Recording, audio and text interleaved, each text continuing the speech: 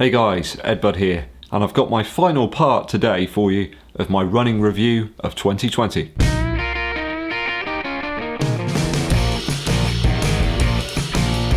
So the last part of the running review, I'm a little bit sad actually. I know 2020's not been the greatest year, but certainly for running I've clocked up a huge number of miles, way beyond what I thought I was going to get to, so gotta take the positives, right? And I've managed to stay injury free, so it's got to be a good thing. I think it's all that pizza, Christmas cake, the flapjack as well. Mrs. EDDBUD made some really good flapjack earlier this year. I think in a time where staying fit is really imperative, I've certainly hit that target. So early in December, I managed to pick up the Tempo Next Percent as soon as it became available on the Nike website. Actually, I think it was a Nike members message that I got to say that it was available for a couple of weeks before they were going to put it onto the main site. It's a real Marmite shoe, this one. You either love it or you hate it. I think it's picked up quite a bit of flack, unfairly actually. It's been one of my favourite shoes of the year, I've got to say. Some really enjoy those AirPods and some people not so much. I've found that they promote a really fast cadence and deliver a really propulsive ride to me. It just seems to work for my whole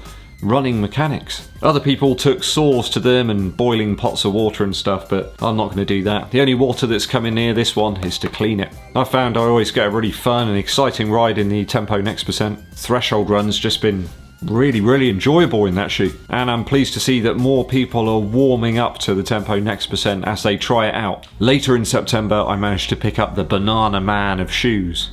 Banana Man was like an 80s cartoon here in the UK. It was a man who, never mind. I picked up the Brooks Hyperion Elite 2. Something like a beefed up, maximalised version of the Hyperion Tempo, really. Loads more of that DNA flash material in the midsole, but with a carbon spoon inserted in the middle of those two segments. I really like the shoe performance-wise, but I don't really think it hits the high notes that some of the other carbon plate shoes have done this year. And I think that high price, 209 Earth credits, is just punishing. I think they kind of botched that whole release, really. I don't think people knew the differences between the two shoes, and it was a bit too late, really. Other people had gone for the Saucony Endorphin Pro or the Carbon X, things that were available like way before that one. There was a real glut of shoes around that time, and Mrs. EDDBUD probably wasn't too impressed with me getting all of them. I did pick up the Adizero Adios Pro around about that time. I was really lucky actually. It appeared on sportshoes.com over here in the UK, and within seconds I bought a pair. Seems to be almost impossible to get a hold of right now. They've launched another colourway after this, and that was snapped up in minutes. Initially I wasn't really knocked out by this shoe, I have to say. My initial review, I wondered what on earth was going on. It just didn't feel that great at all. But it just goes to show that some shoes need a bit of braking time, they need a few more miles, and the shoe's character changed quite drastically actually over the next few runs. A bit more on this one a little later in the video. The Fuel Cell RC Elite was the next one to arrive on my doorstep in September, and I set about pounding the Yeovil roads with that midsole. In fact, one of the fastest 10-mile routes that I did was in the RC Elite earlier this year. 1 hour 10 minutes for that 10-miler with a pace of 7 minutes 2 seconds per mile average. I was and am a big fan of the Fuel Cell midsole in this one. Bit of a PR destroyer, and I think I ran a couple of very fast 5Ks in this, around about that 20-minute kind of time. Hadn't done too many long runs since young Fergus was born, but managed to get back out and test that Clifton 7. I think that was in October actually.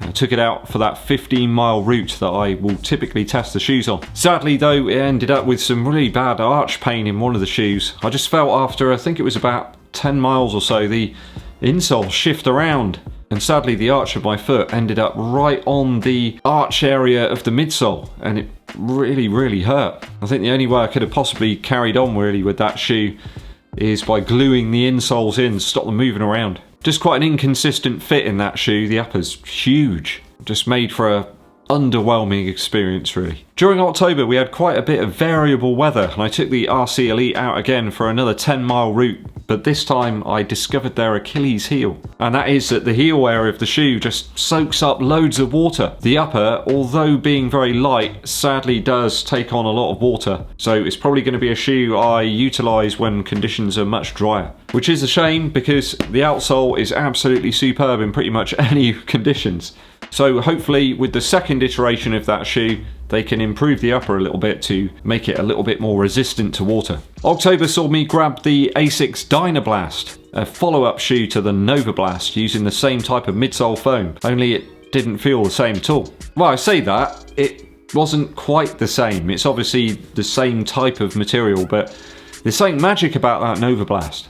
Still a great value shoe though if you prefer those higher drops. I don't think it's one I'm going to discount completely. It's certainly a shoe I've still got out and ready to use in perhaps drier, less slippery conditions. In October, I was really keen to try out a marathon time trial, and as a build up to that, I took the Next Percent Hakone edition out on a 17-mile effort. I tried to stick as rigidly as possible to a target of 7 minutes 30 per mile and managed to achieve that, completing the 17 miles in 2 hours and 7 minutes. Keeping the heart rate at 142 beats per minute as well, so that meant it was still in my sort of aerobic kind of pace zone. So that really proved to me that I could do that marathon distance. It was a possible thing. I'm not sure why I didn't think it was, but I think with the marathon there is quite a lot of psychology about it. So I was absolutely certain I could go for the distance, and I had a bash. So without any taper whatsoever, I completed the 26.2 mile distance. Averaged 7 minutes 45 per mile, completed in 3 hours 23 minutes. So a really encouraging effort there, with only perhaps the last couple of miles really testing me mentally. I'd say that the Vaporfly Next Percent certainly did help out on that run, but even sticking to a more manageable pace there, that marathon distance is never to be underestimated. You can't ever take it for granted that you'll complete it. Looks what we got here. There's a little person that doesn't ever want to sleep. Why is it you never want to sleep?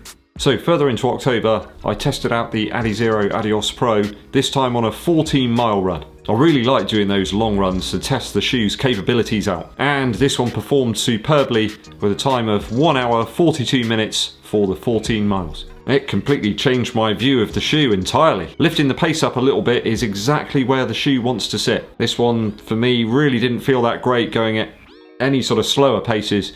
It's got to be close to race pace, certainly threshold and upwards. During the latter part of October and throughout November and December, I made sure to insert some speed work and interval sessions back into my training schedule. So I had 6 by 1 kilometer repeats, another one was 5 times 1,200 meter repeats, 3 by 1 mile repeats, and another one which was particularly punishing was the 10 by 400 meter repeats. All these were very helpful to boost my 5 and 10k top speed. So November saw me pick up the Hoka One Rocket X, and certainly for me one of the best of the year. Snappy, cushioned, and a very exciting ride. I think the upper fit's still a little off for me. I'm not sure what it is with Hoka shoes, they just seem to have too much upper. But it's certainly been the best of the Hoka shoes I've tried out this year. Easily one of the most exciting challenges of the year was the Asics World Ekiden that I took part in as a team consisting of Kafuzi, Run Like Hella, and the FOD Runner. I had a couple of segments on that Ekiden, and I managed a sub 20 minute, or at least that's what my Garmin said, segment towards the team effort. I think that was in the RC Elite, I could be wrong. But certainly on that day I needed the extra grip that the RC Elite offers, so some slippery conditions out there. I also managed a PR over the 10k distance in my other segment, a time of 41 minutes 17 seconds in that Adizero Adios Pro. It really did work well for me over that 10k distance, and I think I'd be tempted to try a half marathon in it now. I think managing to get into a race mindset in 2021 is going to be one of the hardest things. I mean, we've taken part in hardly any races over the last 12 months, and getting back to that race mindset is going to be really tough. Hopefully mass participation events will slowly come back over the course of the next few months, although at the time of making this video I think it's probably going to be further into the year than any time soon. The closeout of the year had another couple of challenges that I took part in as part of my local running club, the Yeovil Town Road Running Club. So there was a 10 miler that I took on, completing that in a time of 1 hour 10 minutes and 4 seconds. It would have been under 1 hour 10 minutes if a dog hadn't flown out in front of me and a load of other people hadn't walked out in front of me and stopped, and yeah, you get the picture. Average pace there of 6 minutes 59 seconds per mile, and it was all down to those seal skins gloves that I had on. That's what it was. I can remember the last mile of that I was really looking forward to coming home and having a nice warm cup of coffee. It was pretty chilly out there. Then there was another challenge I took part in as part of the club, which was the shortest day relay. So all of the runners that took part ran for 10 minutes to see how much distance they could cover in that time. I managed to clear 1.51 miles in the 10 minutes. I think it was an average pace of about 6:36 per mile. And that was after a 12-mile long run as well earlier on. So all in all, I was very pleased with the effort that day. Some tired legs, certainly. I had to take it easy the next couple of days after that. So almost at the end of the year now, I did manage to pick up that React Infinity Run Flyknit 2. I've just seen today that Nike have put some pictures out of that shoe and it's supposedly going to release relatively soon. Been there, seen it, bought the t-shirt. Really been enjoying that Legend React Shield 3 as well in the inclement weather recently here in the UK. Fergus likes it too. So loads and loads of shoes there to get some miles into, ready for the 100 mile reviews in 2021. So what am I most excited for shoe-wise in 2021?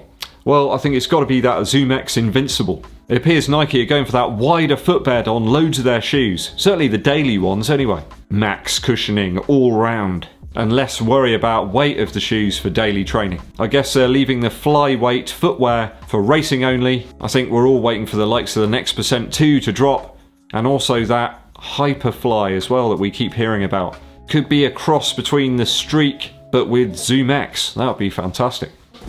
So here's to a great 2021. Stay safe and most importantly of all, keep running. My name's EDDBUD and this is FergBud and we wish you a happy new year.